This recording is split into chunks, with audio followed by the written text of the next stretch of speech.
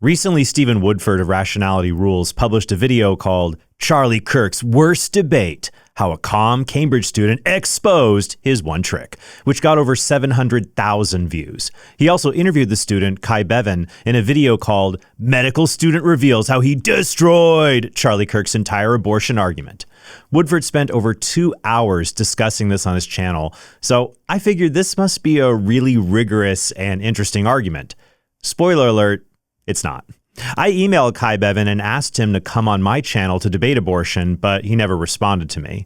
And it's tragic that Charlie Kirk is no longer with us to respond to these kinds of videos. So in today's episode, I'll go through the key moments of their exchange and see what really happened and what we can learn from it. All right, so thank you for coming, Charlie. My question to you, I'm a medical student, and so I'm going to throw out the big A word. I know you get asked about it a lot, but I want to hear from you what your opinion is on abortion. Life begins at conception. But about abortion specifically, why do you think abortion's wrong specifically? Well, you agree murder is wrong? I agree. Okay, so this is where we get to the question, right? Because what is it about murder you say is wrong? Like, why is murder wrong? Well, because it's a human being, not just because it has consciousness or because it's of a certain age, because it's a human. Well, what is it that gives human being this moral worth? Not its consciousness necessarily. I didn't say it's consciousness. I know that. I can imagine it because it is a human being, because that has a soul.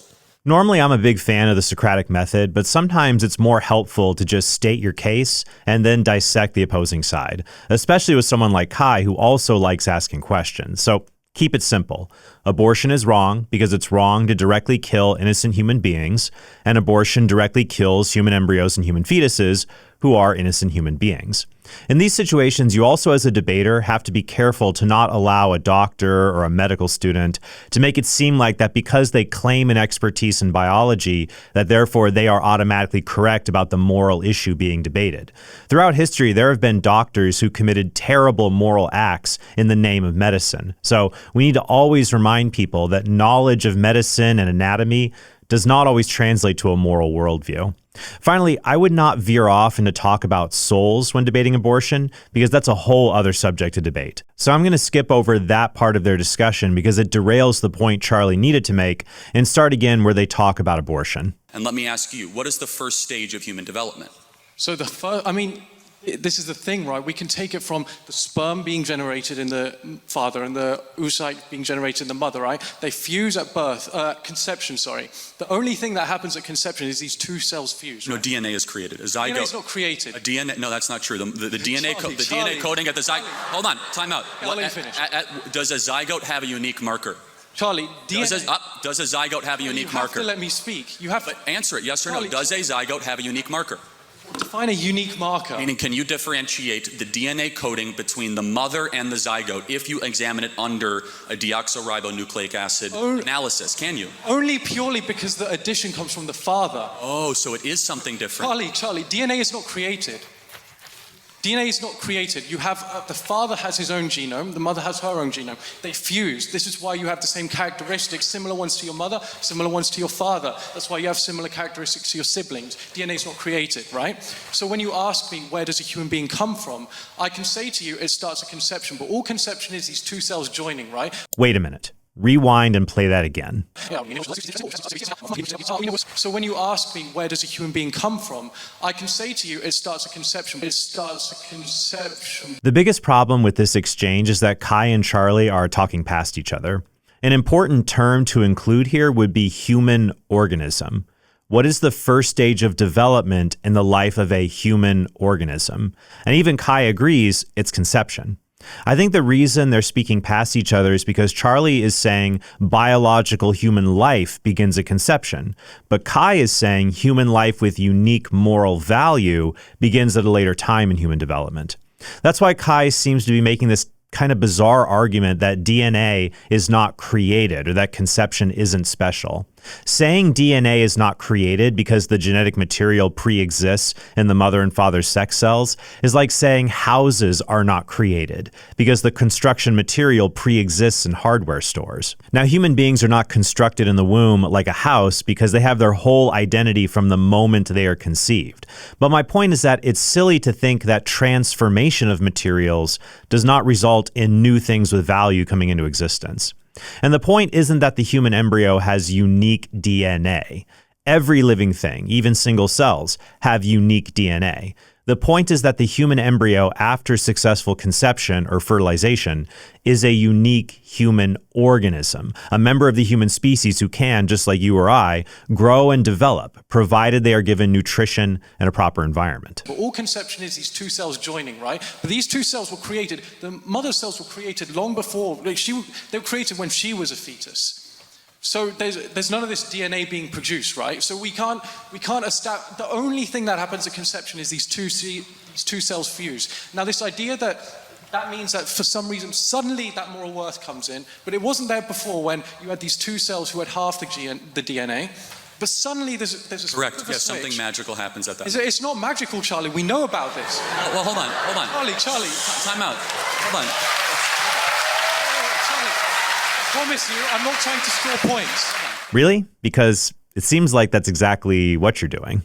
Clearly what Charlie meant was that something incredibly special happens when the DNA of a sperm and egg combine to form a new, unique genetic sequence in a new human organism, a new human being that never existed before. Charlie's not saying this is something we cannot rationally explain. Kai seems caught up on the idea that because the genetic material that makes up the embryo's DNA existed before the embryo, that means there's nothing special about this material when it fuses together.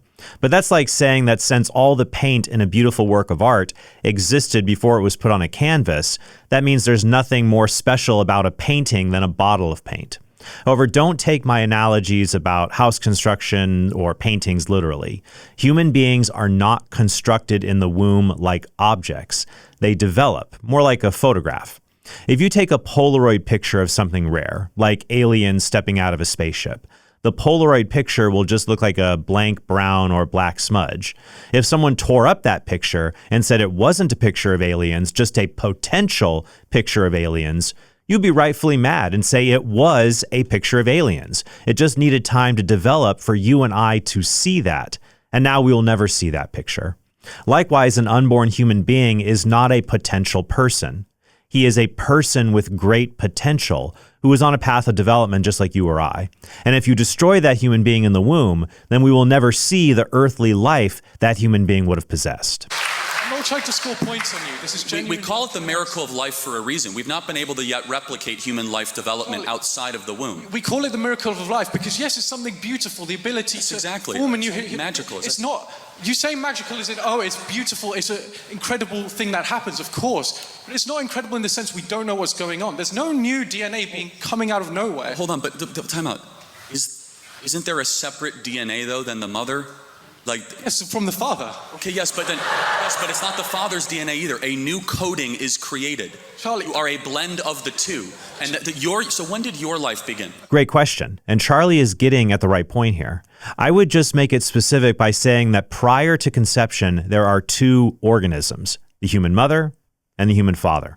However, after conception, there are three organisms, the mother, the father, and the new very young human being, what we would call a young one, which is what the Greek word embryo or embryon means, or fetus, which is Latin for offspring. I would also at this point in the debate bring up the scientific consensus that the life of a human organism begins at fertilization, at least for the vast majority of human beings, because some humans may come into existence when an embryo splits at twinning. But for everybody else, it's fertilization. The standard medical text, Human Embryology and Teratology states, although human life is a continuous process, fertilization is a critical landmark because under ordinary circumstances, a new genetically distinct human organism is formed. Keith Moore and TVN Prasad's textbook, The Developing Human, states, human development begins at fertilization. And Langman's Medical Embryology also says, development begins with fertilization. In 2019, Steve Jacobs wrote an article called, I asked thousands of biologists when life begins. The answer wasn't popular. He writes, as the usable responses began to come in, I found that 5,337 biologists, or 96% of the survey, affirmed that a human's life begins at fertilization. This was the case even though 85% of the respondents identified as pro-choice.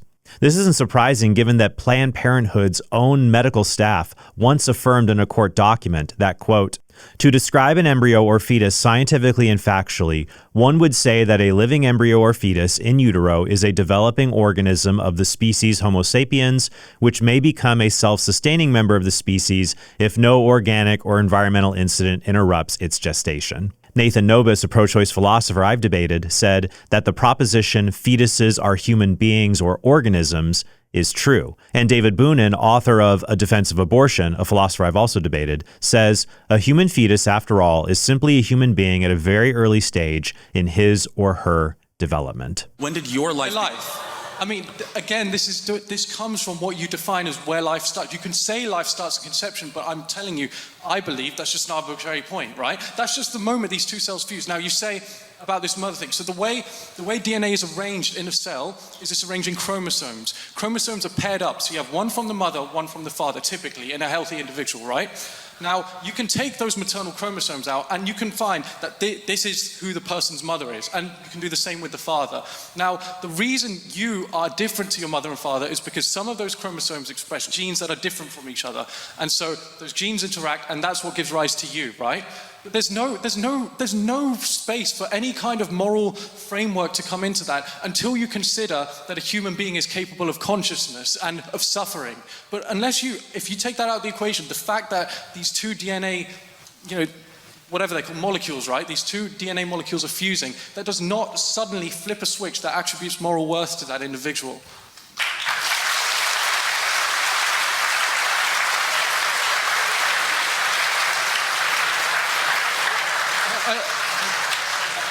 I'm just saying, I'm not trying to score points. Kai's argument seems to be that DNA cannot confer value because the matter that makes up DNA pre-existed the child. However, consciousness seems to come into existence almost from nothing, since consciousness is a non-physical property, and it has a unique moral property associated with it, like pain sensation. So according to Kai, this is what gives human beings moral value, not their biological humanity. However, Charlie Kirk could have said what makes conception morally relevant is that this is the moment a new human organism comes into existence. It's not the DNA itself that gives value, because the skin cells I shed from my body have a complete copy of my DNA, but it's not murder to destroy skin cells. What matters is being a complete human organism, and what makes human organisms more valuable than other organisms or life forms is that they belong to the humankind, which can be seen from their DNA. Now, Kai might ask, why does being human matter at all? To which Charlie could say, because we all agree human rights matter. Don't you believe people ought to have human rights?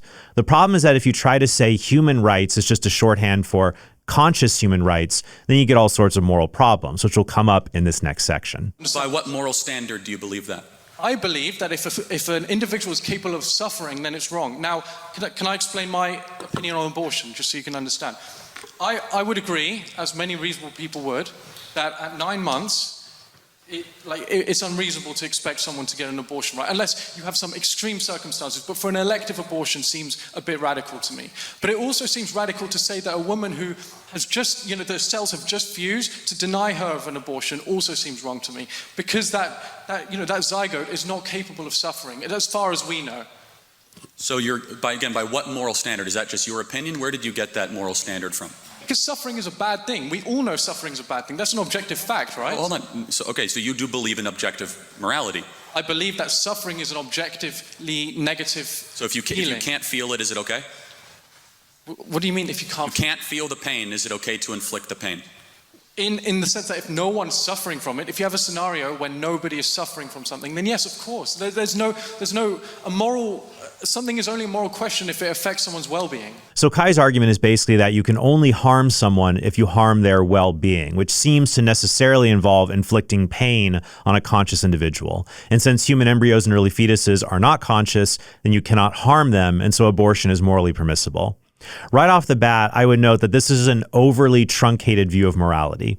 You can harm someone, i.e. make him worse off, without hurting him, causing him to feel pain.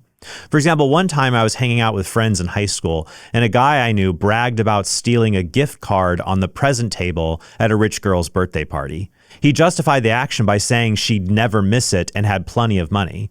And he was right that she wouldn't experience any pain over what he did, but it's still wrong to steal from people just because you think that they have enough or they won't miss what you steal. Another example might be defrauding someone by stealing an inheritance they never knew about, and so they won't feel pain over that, but they have been harmed by being deprived something they have a right to. Just as aborting an unborn child may not hurt the child, but it deprives him of the life he has a right to. And there's many other examples I can present that would show what's wrong with Kai's argument. But first, let's look at how Charlie Kirk responded. So let me just make sure I understand this correctly.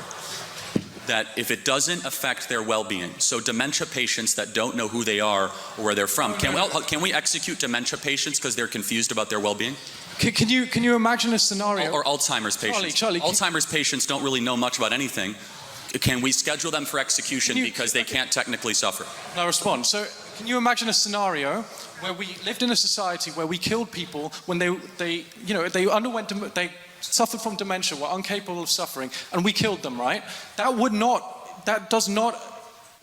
It's not a scenario that involves an absence of suffering. There's still suffering involved. Imagine you grow up thinking, my dad could be killed at any moment because he's going to get dementia. Imagine living your life thinking, I could get dementia and suddenly I'd be killed by my state. Imagine a world where you slaughter 1 million babies every year in America. Charlie, it's not slaughter. That's the problem. Kai seems to be presenting a kind of utilitarian argument for the wrongness of killing and giving the standard utilitarian replies. For example, if morality is about maximizing well-being, then it wouldn't be wrong for a hospital to painlessly euthanize a homeless man who has no family in order to use his organs to save 5 sick people. Utilitarians often respond by saying acts like this are wrong, not because it's just wrong to kill innocent human beings, but because these kinds of acts cause more suffering overall. In this case, a utilitarian might say it's wrong because this kind of policy makes the rest of us afraid to go to the hospital because we might get chopped up for our organs. Now, you could point out that the utilitarian response really doesn't capture the horror of justifying the direct killing of innocent people for the good of other people.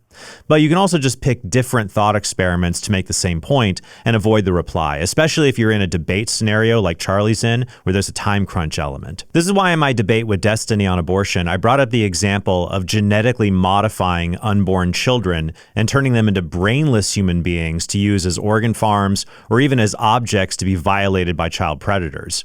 Unlike the Alzheimer's case, none of us would ever be in fear that we would be turned into a brainless object since we've already gone through gestation, so Kai couldn't appeal to that kind of rationale to condemn this act. The only justification that makes sense is that it is wrong to deprive human beings of their natural course of development, whether by making them brainless through in utero modification or making them dead through in utero dismemberment. Finally, consciousness is a species-neutral category. If by consciousness you mean just being able to feel pain, well, non-human animals like rats or pigeons can feel pain and even perform mental tasks like solving mazes or delivering the mail, but they aren't persons. So Kai's argument will fail if it grounds morality in this level of consciousness, because I doubt he's going to bite the bullet and say fumigating rats is mass murder because they can feel pain. But if by consciousness he means capable of uniquely human rational thought, then infants would not be persons because they are not capable of rational thought beyond what non-human animals like dogs or pigs can do, and he'd have to bite the infanticide bullet. And if he says that being a conscious human is what makes you valuable, then he's constructing an ad hoc definition. If consciousness doesn't give a rat value, then it doesn't give a human value either. It's the human part of conscious human that would be doing all the heavy lifting in his moral category. What makes more sense is that our value as human beings comes not from our current functional ability, what we can do, but from our current identity, what we are, as members of the human species, and that we all have equal human rights, because in spite of our many unequal differences in size or intelligence, we all possess the same equal human nature written into our DNA as human organisms. And for the remaining 45 seconds, Charlie and Kai just kind of reiterate their points and talk past each other, and then the debate is terminated by the moderator. So ultimately, I would say this was just an example of Charlie being a little imprecise in his language and not picking the best counterexamples. It certainly wasn't a knockdown defeat of the pro-life position. If you want to see how Charlie did well in this kind of environment on this topic, see my previous episode where I reviewed his appearance on the Jubilee podcast. I'd also be happy to dialogue with Stephen or Kai on this subject, so if they're interested, I hope they'll let me know. And if you'd like to go deeper on this subject yourself, check out my book, Persuasive Pro-Life. Also, if you want to meet me and over 30 other Catholic creators, get your tickets for our April 11th conference in Dallas at conferenceoftrent.com. Over 200 people have already signed up, and we'd love to have you join us along with them. So thank you so much for watching, and I hope you have a very blessed day.